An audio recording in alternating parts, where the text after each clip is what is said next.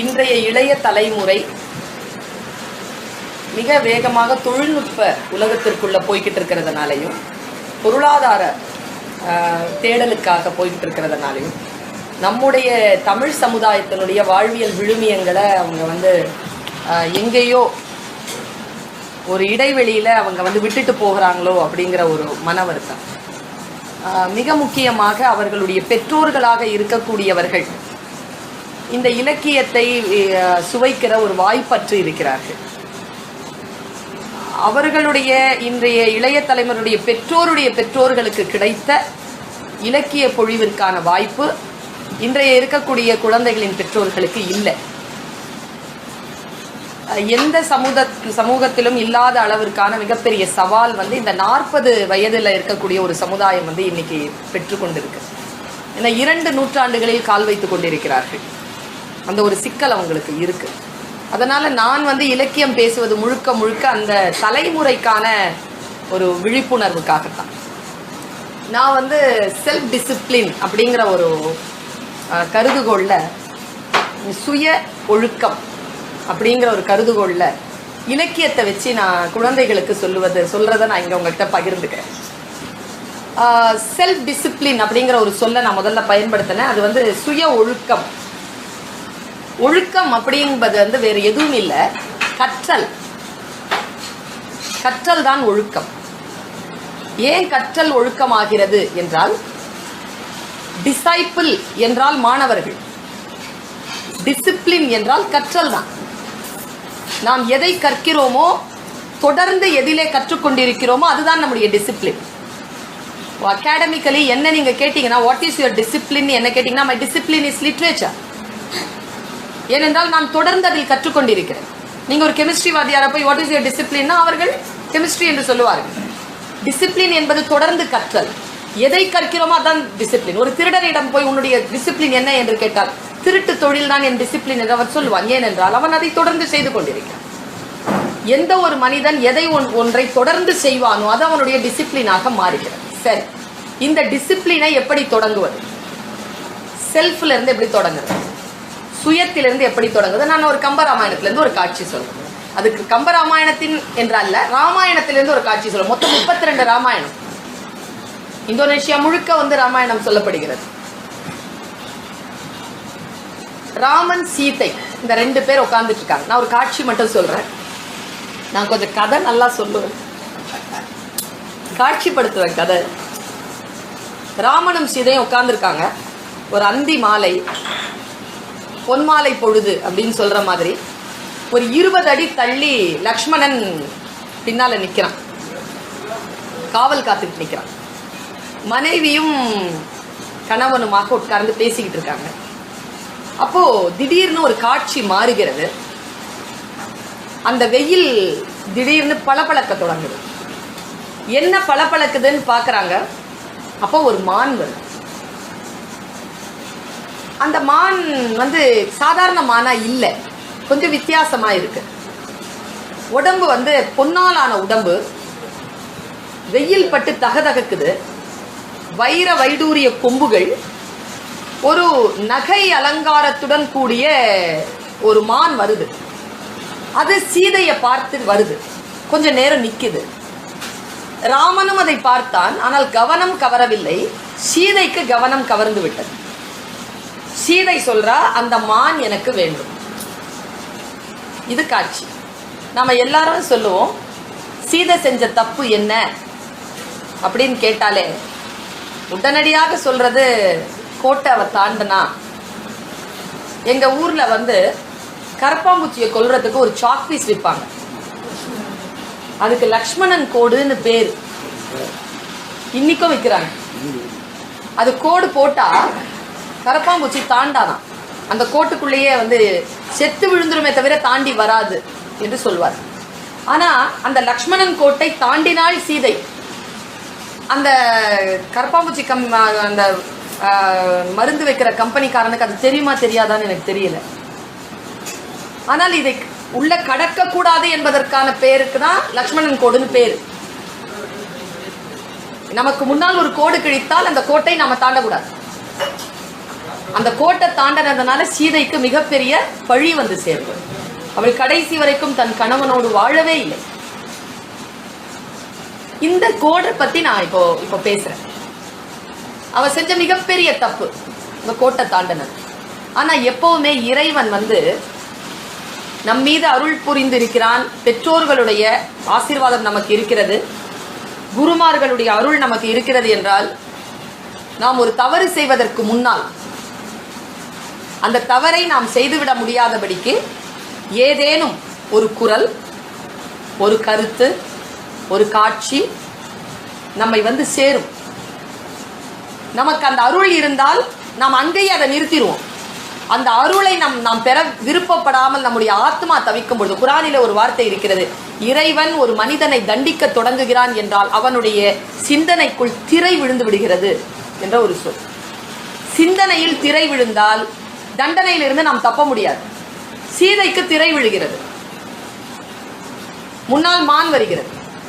மானை கேட்கிறாள் சீதை. லக்ஷ்மணன் பின்னால் இருந்து கேட்கல. லக்ஷ்மணனுக்கு தெரியாது சீதை என்ன கேட்கிறாள். ராமனுக்கு தெரியும். ராமன் சொல்லுகிறான், நீ இதோ இரு, நான் பிடித்து வருகிறேன். ராமன் எழுந்திருச்ச உடனே லக்ஷ்மணன் பார்க்கிறான், ஏதோ நிகழ்கிறது, ராமன் ஏதோ தேவை போல இருக்கிறதுன்னு கிட்ட போறான். அப்போ ராமன் சொல்கிறான், நீ சீதையை பார்த்துக்கொள், நான் அந்த மானை பிடித்து வருகிறேன். மானை பார்க்கிறான் லக்ஷ்மணன். பாருங்க, ராமனுக்கு தெரியல, லக்ஷ்மணனுக்கு தெரியுது. ஏன் ராமனுக்கு தெரியல தெரியுமா? லக்ஷ்மணன் சொல்லுகிறான் அது பொய்மான். ஆனால் ஏன் ராமனுக்கு தெரியலனா, மனைவி பக்கத்தில் இருக்கும் பொழுது, அதுவும் புது மனைவி பக்கத்தில் இருக்கும் பொழுது பல ஆண்களுக்கு சிந்தனையில் திரை விழுந்து விடுகிறது. அவனுக்கும் விழுந்து விட்டது திரை. தன் மனைவி கேட்ட உடனே சரி என்று சொன்னான். ஆராய்வதற்கு அவனுக்கு இடமே இல்லை சிந்தனையில். ஆனால் லக்ஷ்மணன் முழு விழிப்புணர்வோடு இருந்தான். அவன் சொன்னான், அவள் ராமனை பார்த்து சொல்லல, சீதையை பார்த்து சொன்னான், அண்ணி அது பொய்மான். உடனே சீதை சொன்னால் ராமனை பார்த்து, இந்த உலகத்தில் பொய் என்று ஏதேனும் உண்டா என்று கேட்கிறார். ராமன் பதில் சொல்கிறான். கம்பராமாயணத்தில் கம்பன் இப்படி எழுதுறான், இல்லாதன இல்லை இளங்குமரா, இந்த உலகத்துல இல்லை அப்படிங்கறத ஒன்று இல்லடாங்கிறான். ஃபர்ஸ்ட் அலாரம் அவன் அடிச்சது இது பொய்மான்னு சொன்னான். திரை விழுந்திருந்தது சீதைக்கு. சீதை கேட்கல. இரண்டாவதாக மறுபடியும் ஒரு அலாரம் அடிச்சான். பாருங்க, நாம நம் வாழ்க்கையில் தவறு ஏதேனும் நிகழ்ந்திருக்கும். அதற்கு முன்னால் நாம் சில வார்த்தைகளை மறுதளித்திருப்போம். அந்த மறுதளிப்பு தான் அந்த தவறு நிகழ்வதற்கு காரணமாக இருந்திருக்கும் என்பதனை நம்ம நினைச்சு பார்த்தா புரியணும். இரண்டாவதாக லக்ஷ்மணன் சொன்னான், அண்ணா நீ சீதையை பார்த்துக்கொள், நான் போய் அந்த மானை பிடித்து வருகிறேன். அப்பொழுது சீதை சொன்னாள், கம்பன் இப்படி எழுதுகிறான், நாயக நீயே பற்றி நல்குமேயால் எனக்கு லக்ஷ்மணன் பிடிச்சு கொடுக்கிற மான் வேண்டாம், நீ பிடிச்சு கொடு வேணும் என்று கேட்கிறான். சீதையை பார்த்துக்கொள், நான் இதோ வருகிறேன் என்று புறப்பட்டு போனான் ராமன். மானாக வந்தது ராவணனுடைய மாமன் மாரீசன். மானாக மாறி ராமனையும் லக்ஷ்மணனையும் சீதையிலிருந்து பிரித்து சீதையை பாதுகாப்பற்ற நிலையில் வைத்து சீதையை கவர்வதற்காக அவர்கள் தீட்டிய முன் சதி திட்டம்தான் மானாக மாரீசன் வந்தது. மாரீசன் ஓடுகிறான், ராமன் பின்தொடர்கிறான். அம்பு போட்டான் ராமன், மாரீசன் விழுந்தார். இவர்கள் உள்ளே அந்த அசோகவனத்திலே உள்ளே இருக்கிறார், அந்த கூரைக்குள்ளே இருக்கிறார், வீட்டிற்குள் இருக்கிறார். கூரைக்குள்ளாக அவள், அசோகவனம் அங்கே இலங்கையில, இங்கே அவர்கள் கூரைக்குள்ள அந்த பர்ணசாலையில் இருக்கிறார். பர்ணசாலைக்குள்ள உள்ள இருக்கிறார். அங்க வந்து விழுகிறான் கீழே மாரீசன். பாருங்க, சாகும் போதும் சில பேர் கெட்டது பண்ணிட்டு சாவாங்க தெரியுமா?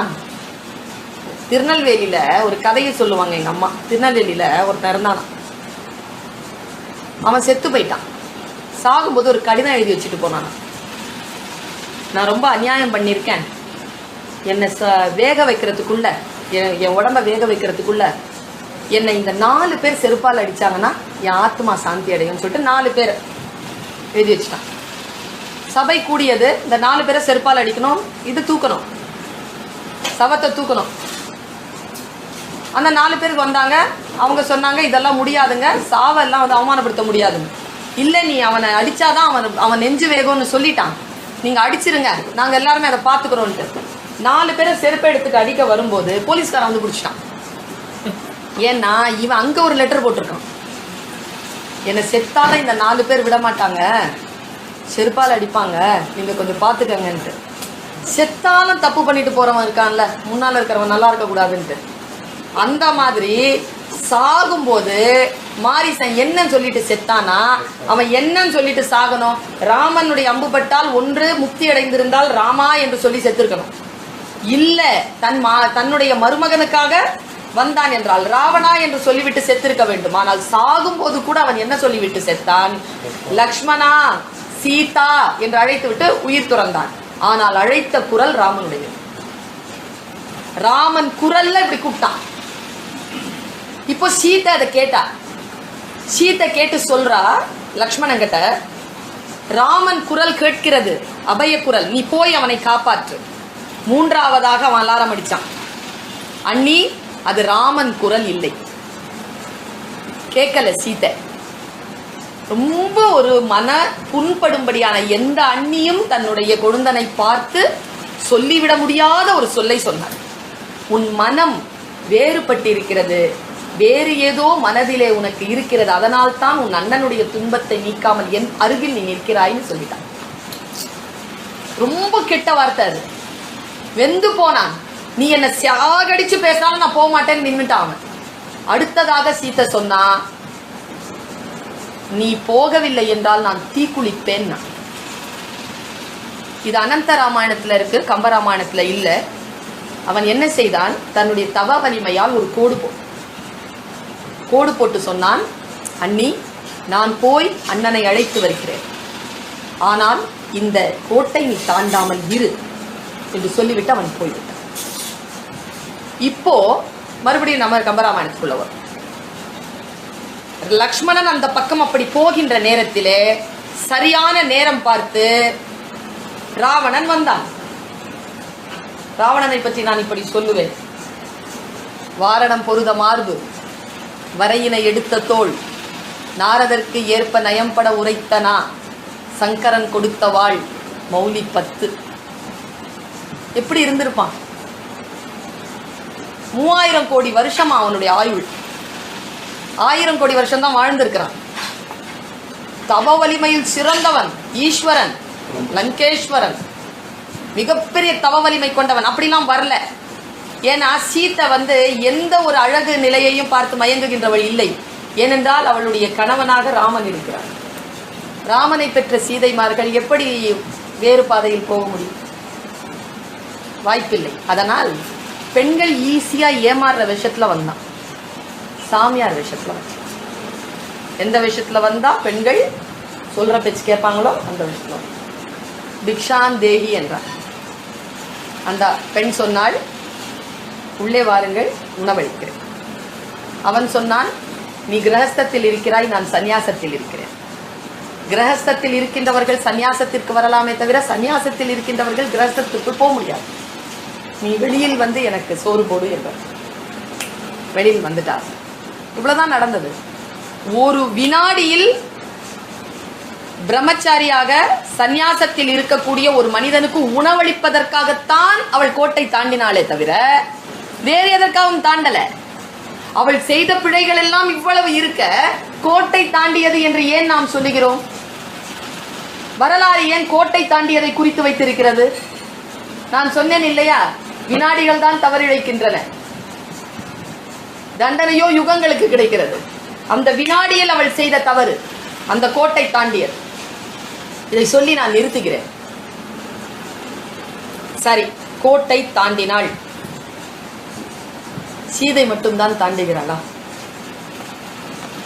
நாம் தாண்டுவதில்லையா? அப்பா போடுகின்ற கோட்டை அம்மா தாண்டுவதில்லையா? அம்மா போடுகின்ற கோட்டுகளை அப்பா தாண்டுவதில்லையா? பெற்றோர்கள் போடுகின்ற கோடுகளை பிள்ளைகள் தாண்டுவதில்லையா?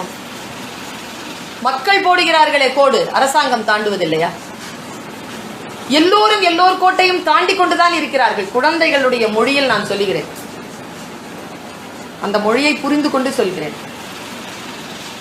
ஒரு இளமையான ரத்தம் என் உடலில் ஓடிக்கொண்டிருக்கிறது, அந்த வேகத்தில் சொல்றேன்.